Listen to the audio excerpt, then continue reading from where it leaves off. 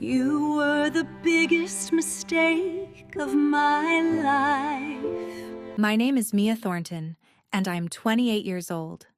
Tonight, at my parents' 40th wedding anniversary party, my mother looks me straight in the eyes, her lips curled in disgust, and says, "We wish you were never born." For a second, the whole room freezes. Glasses hover midair. Forks stop halfway to smiling mouths. Somewhere, the band keeps playing the same cheerful tune, completely out of sync with the way my chest tightens. I don't cry. I don't beg. I don't even flinch. I push my chair back, feeling every pair of eyes glued to me. I smooth the front of my dress with steady hands and stand up taller than I ever have in this family. My mom said, "We wish you were never born." I stood tall and said, "Then I'll disappear." Her face drains of color, but I'm not done. I lean in just enough for the microphone on the table to catch my voice, just enough for every guest, every colleague, every neighbor to hear. "You want to know what it looks like when the disappointment finally listens to you?" I smile, calm and razor sharp. "Watch closely. Tonight, you're going to remember me for the rest of your lives." Then I turn, walk away from the table, and head for the exit. Behind me, voices start to rise. Someone calls my name. A chair scrapes. My father curses under his breath. But I don't look back. My phone is already in my hand, thumb hovering over a scheduled post, a string of emails, a video I've spent weeks editing. I step out of the venue doors into the night, hit confirm, and slip my phone back into my clutch. Then I walked out. 30 minutes later, the whole party panicked. If you think a mother saying, "We wish you were never born," is the worst thing that happened tonight, wait until you see what I had been quietly planning for weeks and how their perfect little celebration turned into a public nightmare they will never escape. So stay with me until the very end. 30 minutes before my mother spat those words at me in front of everyone, I was standing behind the dessert table pretending to adjust the tiered cake while I watched my parents pose for photos like the stars of a lifestyle magazine. The cafe was packed. Relatives, neighbors, my dad's business partners, people from church, all dressed up and laughing under strings of warm lights. The cake, the flowers, the slideshow screen waiting in the corner, it all screamed, "Perfect family." I knew better. I helped design this party. I built the stage they were about to fall from.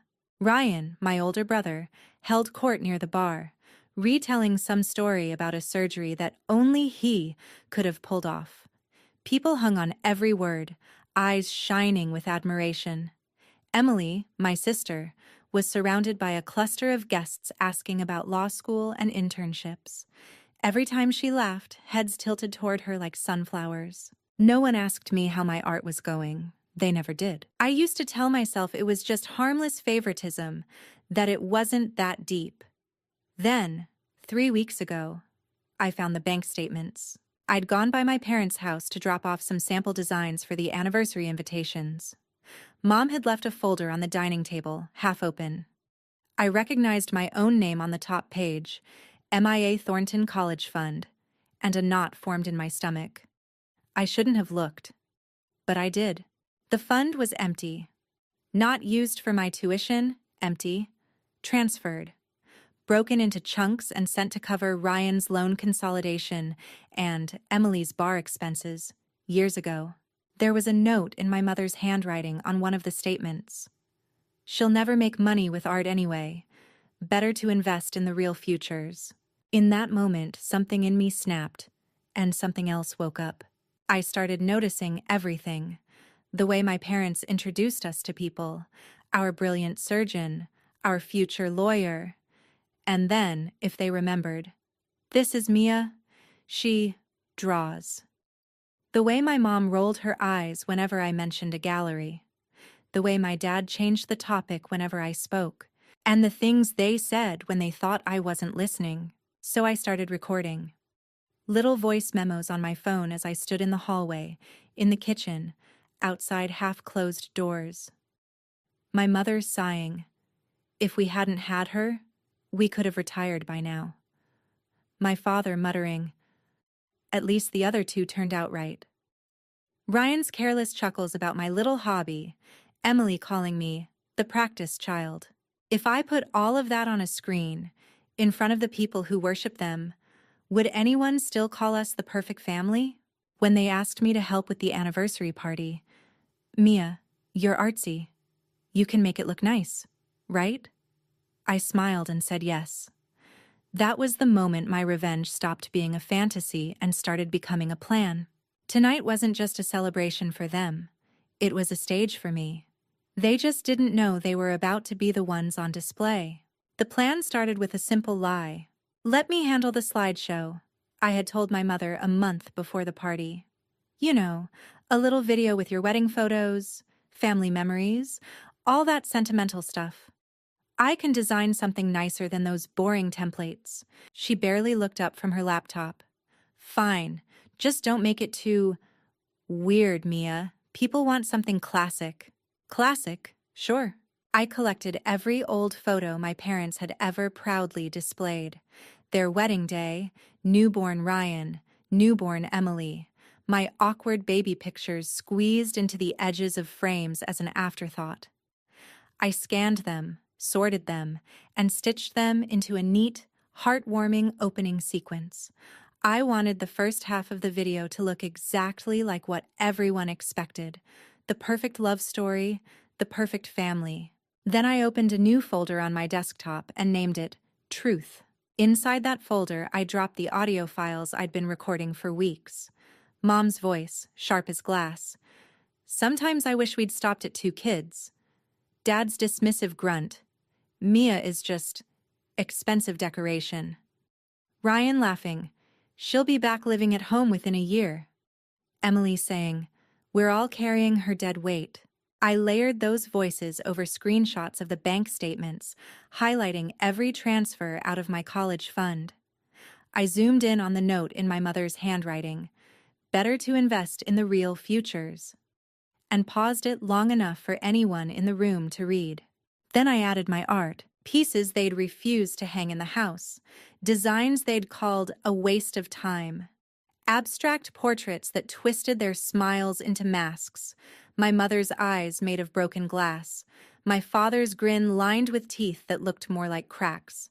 At first glance, they were just moody, vivid images. With the audio, they turned into weapons.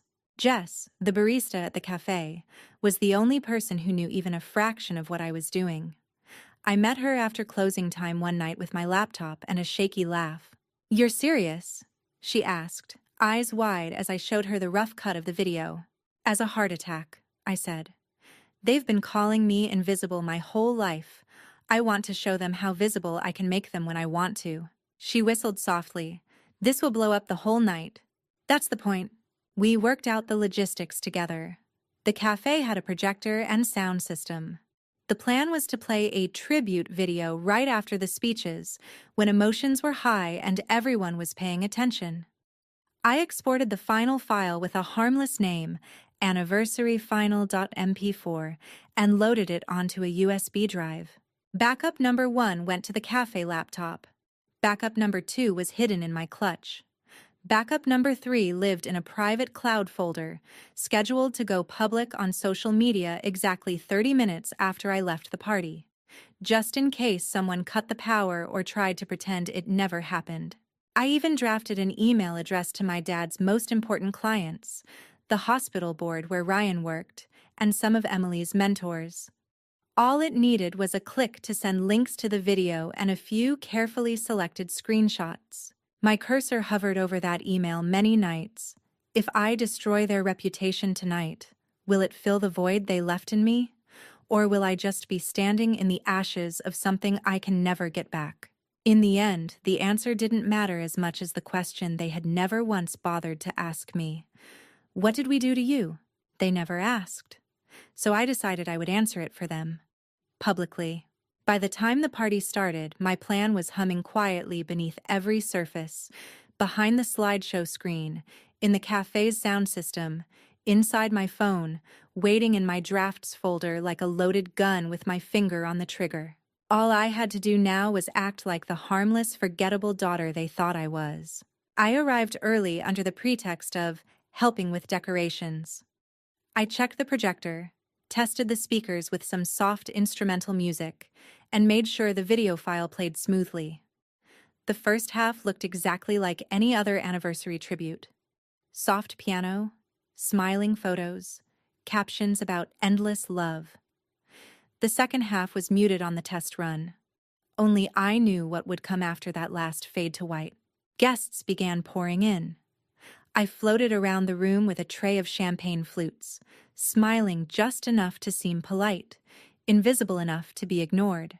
"Tonight is about your parents, not you," my mother whispered sharply when she passed by, pinning a corsage to her dress in the reflection of a window. "No drama, Mia. Promise me."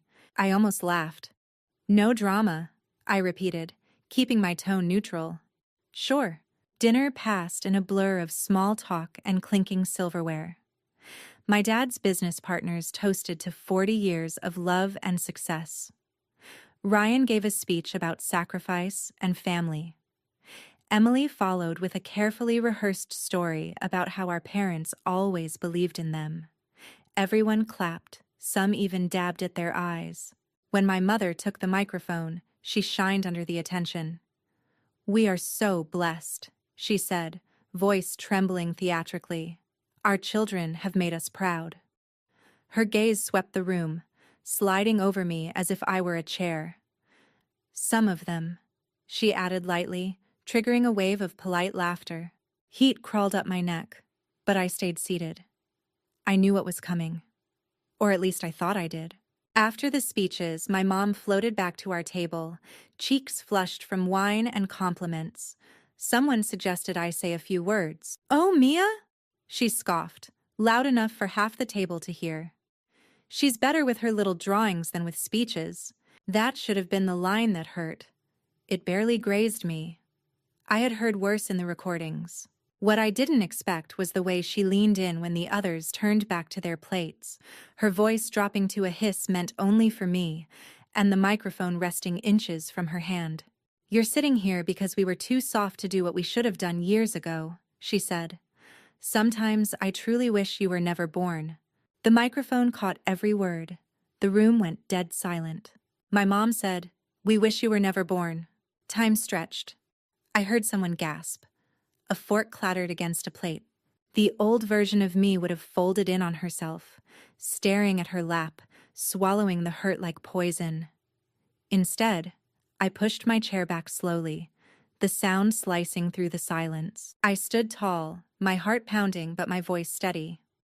"Then I'll disappear," I said, letting the words hang in the air like a verdict. Her eyes widened. "Mia, sit down. You're making a scene." "A scene?" I laughed once, humorless. "No, Mom. A scene is what happens when people don't know the truth. Tonight, they're going to see it in HD. I turned to the stunned room, giving them the first real smile I'd worn all night. "You all came here to celebrate their perfect love story," I said. "Do yourselves a favor and stay for the sequel." Then I walked away from the table, from the spotlight they never allowed me to share, and headed straight for the exit. As I passed the sound booth, Jess caught my eye. Her hand hovered near the control panel, waiting for my signal. I didn't say a word. I just nodded. She nodded back, jaw set. Outside, the night air hit my face like a slap and a blessing at the same time. I pulled out my phone. The scheduled post was ready. The email draft was ready. The video was loaded. All I had to do was let the timer run. 30 minutes. That's all it would take for their entire world to tilt on its axis. I didn't go far. There's a narrow alley beside the cafe where the kitchen staff takes smoke breaks. I leaned against the cool brick wall, just out of sight of the front windows, close enough to hear the muffled hum of the party. My hands were steady now, the way they always got right before I did something irreversible, like cutting into a canvas I'd spent weeks on. I checked the time. 12 minutes since I walked out. 18 minutes until the social media post went live. Somewhere inside, Jess would be queuing up the video under the guise of "Mia made a surprise tribute." My phone buzzed. A text from Jess. Jess, they're settling down again. Your mom's acting like nothing happened. Ready? I typed back. Mia, press play when they call for the slideshow. Don't stop it, no matter what. Jess, got you. Another text popped up, this time from my mother.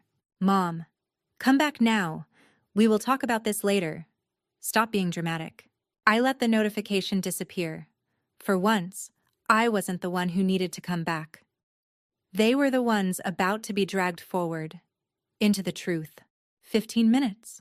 I opened the social media app where I'd queued the video. The caption was simple. Here's what 40 years of perfect parenting looked like from the child they wish they never had. The visibility was set to public. Comments on, shareable, 25 minutes. Voices from inside grew louder, then hushed again. The cafe's front lights dimmed slightly, the cue for the slideshow. My heart rate kicked up, not from fear, but from a strange, fierce anticipation. Then my phone lit up with a new text from Jess. Jess, it's on. They cheered when your name showed up in the title. Video by Mia. Your mom looked smug. I almost laughed out loud. Of course she did. I could picture it. The opening shot of my parents on their wedding day, dancing under cheap string lights, younger and softer, eyes full of real hope. The room would be warm, full of coos and nostalgic sighs. Then photos of baby Ryan, baby Emily, family vacations, Christmas mornings. My parents' shoulders would relax.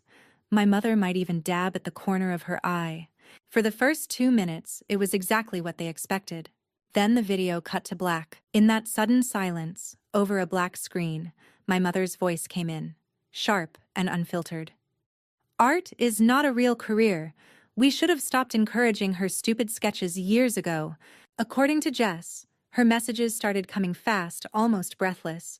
The room went stiff. Jess, people are looking around like, what?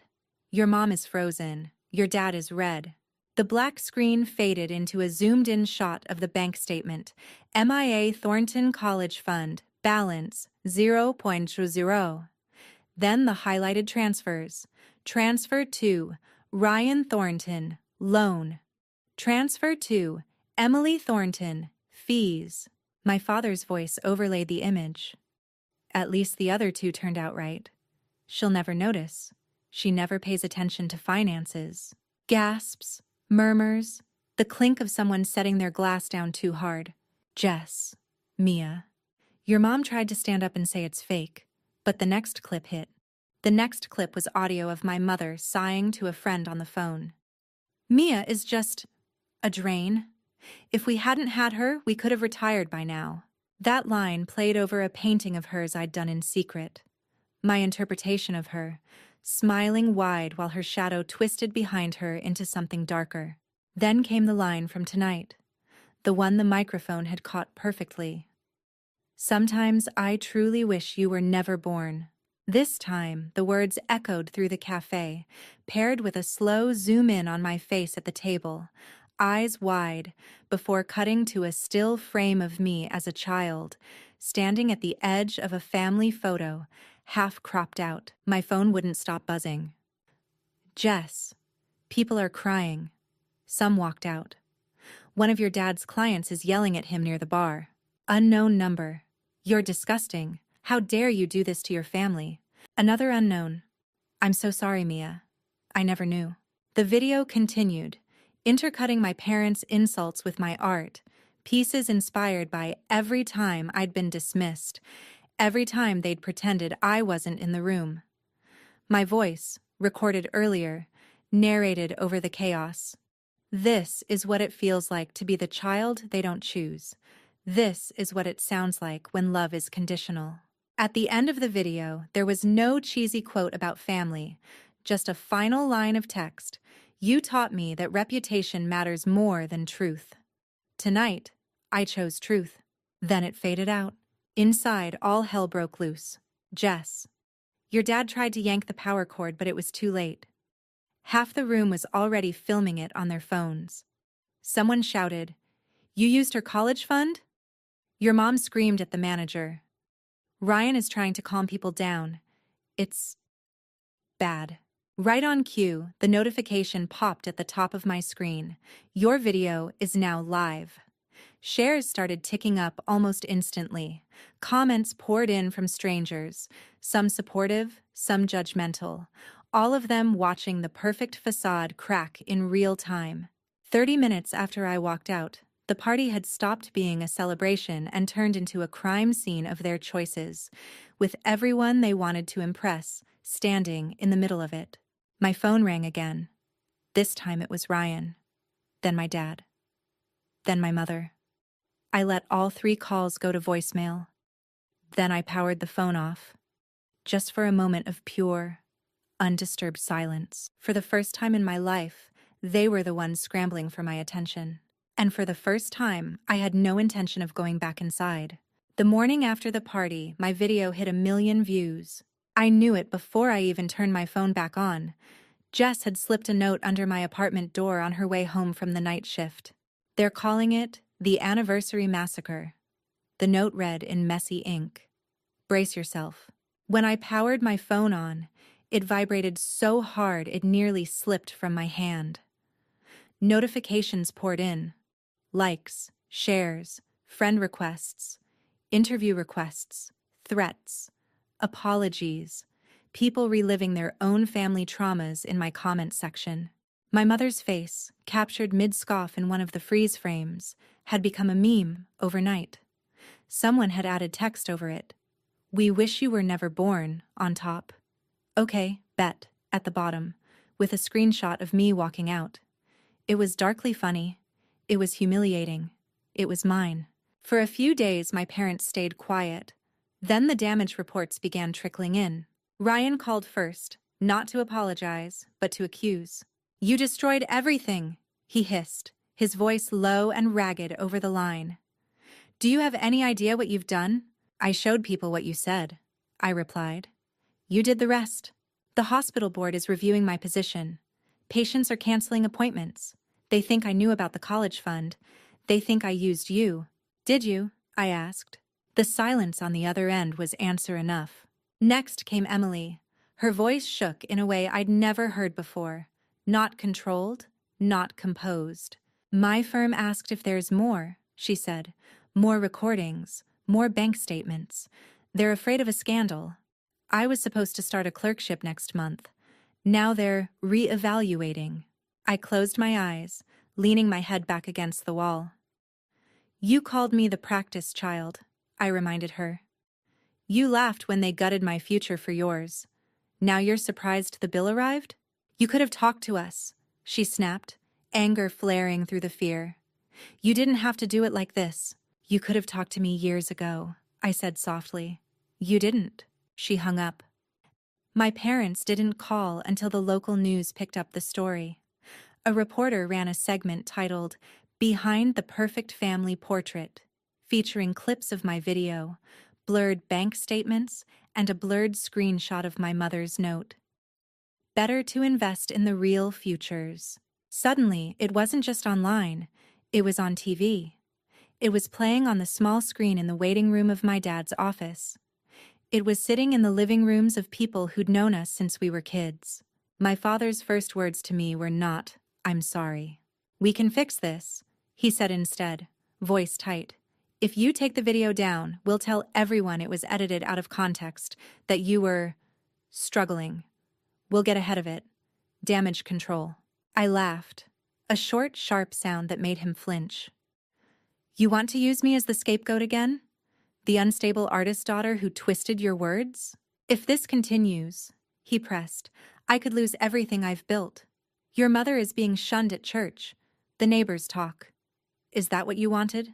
I thought about it longer than I expected to. Not because I doubted what I'd done, but because hearing him admit he could lose everything was like watching a statue crack. "Yes," I said finally, "it is." He inhaled sharply, like I'd struck him. "We raised you. We fed you. You drained my college fund without telling me," I cut in. "You told people I was dead weight. You let her say she wished I'd never been born and didn't flinch. You raised Ryan and Emily. You tolerated me. He didn't deny it. The art world found me before my family could figure out how to bury me. A gallery owner in the city sent me a DM. Saw your video. Brutal, raw, important. I looked up your portfolio. We should talk about a show. At first, I thought it was a joke. But then there was a Zoom call, then a contract, then a date on the calendar. 3 months from the night my mother tried to erase me, my work would hang on clean white walls under bright lights, and people would come just to look at something I'd created. The gallery wanted to call the show Conditional Love. Your story is part of the work, the owner, Lena, said. You don't have to talk about your family if you don't want to. But you should know. People are connecting with what you made. They feel seen in it. They weren't the only ones.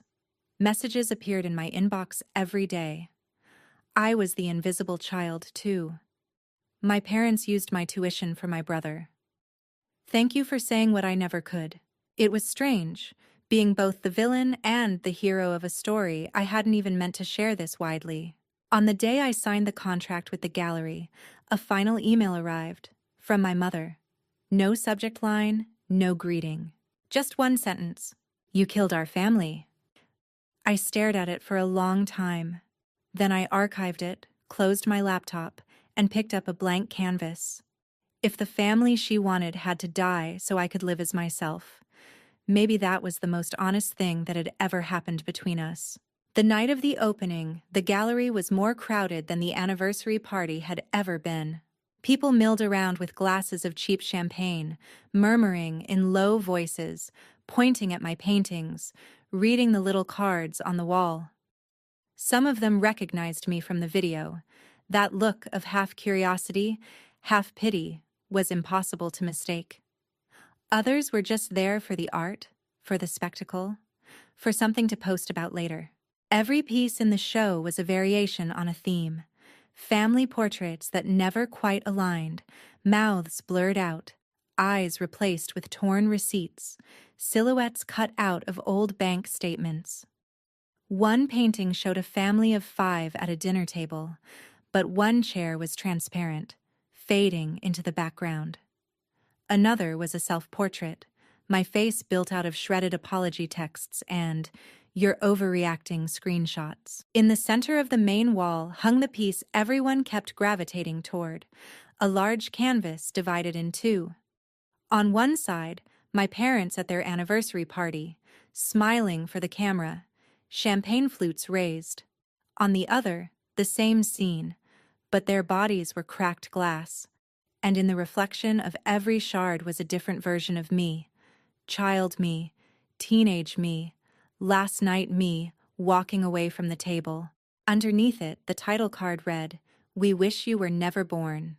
Lena sidled up next to me at some point, wearing a blazer that probably cost more than my first 3 months' rent combined. "We've already sold 4 pieces," she murmured. "Including that one." She nodded toward the central canvas. A strange pang went through me. "Really? Who bought it?" "A private collector," she said. "Anonymous. Paid full price and then some." I swallowed, nodding. It shouldn't matter. That was the point. To detach. To let the work speak for itself. Still, the idea of that moment hanging in someone's hallway, a frozen echo of the worst thing my mother ever said to me, was unsettling. My phone buzzed in my pocket. I almost ignored it, then glanced at the screen. Dad calling, the name I'd been dodging for weeks. I stepped out of the main room and into the small side hallway where the bathroom and storage closet were. The music and voices dimmed behind the heavy door. I could still hear them, like the ocean heard from inside a car. I answered, "Hello." For a moment there was just breathing on the other end. Then his voice, tired and smaller than I had ever heard it. "Mia." "Dad." "I saw the photos," he said, "of your show. Your mother. She can't look at them, but she keeps the articles open on her phone." It was such a strange image, her scrolling through my success in the same hands that had signed away my future. "Our house is quiet now," he went on. "Ryan moved out. Emily barely calls. People don't invite us to things anymore. Your mother stopped going to church. She says everyone is judging her. The practice closed one of my clinics. We might have to sell the house. There it was. The collapse. The price. Are you telling me this because you want me to feel sorry for you? I asked. Not unkindly. Just honestly. I'm telling you this, he said, because you should know you got what you wanted. I leaned my head back against the wall, staring up at the ceiling. The paint here was cracked. Someone had once tried to cover a water stain and failed. Did I? I murmured. You ruined us, he whispered. Your own family. I thought of the empty college fund, of my mother's note, of years of being the ghost at my own table, of the night in the cafe when she finally said out loud what she'd been thinking for years. I didn't ruin us, I said quietly. I just turned the lights on. We stayed on the line for a few seconds longer, neither of us speaking. Then he said, She cries, you know, at night. She keeps saying she wishes she could take it back. I closed my eyes. That was the thing about revenge no one liked to post online. The part where the people who hurt you finally break, and instead of feeling triumphant, you feel hollow. Why are you telling me that? I asked. Because I don't know what to do with her anymore, he admitted. And because part of me wonders if you ever loved us at all. The question stung more than I expected. I did, I said. That's the problem. I loved you so much it almost killed me. Silence again. Then, very softly, if we asked to see you, would you come? Behind the door, someone laughed loudly. A burst of applause followed. My name floated faintly through the air. Have you met the artist? She's incredible. Like I was a new person entirely, separate from the one he was talking about. Once, the answer would have been automatic. Of course. Of course I'd come. Of course I'd fix it. Of course I'd fold myself back into the empty space they'd left for me. Now I hesitated. Not because I didn't know what I wanted, but because I finally understood I had a choice. What if I walked back into their house and let them apologize, let them explain, let them try to rebuild something on top of the ruins? Would that heal anything, or just bury the truth under new layers of polite lies? I don't know, I said honestly. Not yet. He exhaled, a shaky sound. I suppose that's fair, he admitted. If you ever decide, I'll call you, I cut in. If I decide. I hung up before he could say my name again. When I stepped back into the gallery, the noise washed over me like a wave. Lena waved me over to meet a critic. Jess stood near one of the smaller pieces, grinning, giving someone a dramatic retelling of the anniversary night. She caught my eye, lifted her glass in a small salute. I smiled back. My phone buzzed again, this time a text from an unknown number. Mom, I'm outside. My heartbeat stumbled. I walked to the front of the gallery and looked through the glass. There she was, standing on the sidewalk in a plain coat, no makeup, hair pulled back. Not the polished woman from the anniversary party, not the meme version of herself, just my mother, small and uncertain, clutching her purse like a shield. She didn't come in. She didn't wave. She just stood there, staring at the title printed on the window. Conditional Love, New Works by Mia Thornton. For a moment, I imagined walking outside. I imagined her trying to say the words she'd never said. I'm sorry. I imagined myself forgiving her. Or not. I imagined 100 different versions of that scene, none of them quite fitting. Instead, I stood still, just inside the glass, watching her the way she had watched me my whole life, at a distance, through a frame, never fully in focus. My phone started ringing again in my hand. Her name on the screen. I let it ring. Then I turned away from the window and walked back into the crowd, into the light, into the noise of people saying my name like it belonged entirely to me. They had taught me over and over again that I was a mistake, that I should have never been born. Tonight, standing in a room full of my work, with my story hanging on the walls and my future written in my own hand, I finally believed something else. I wasn't the mistake. They were.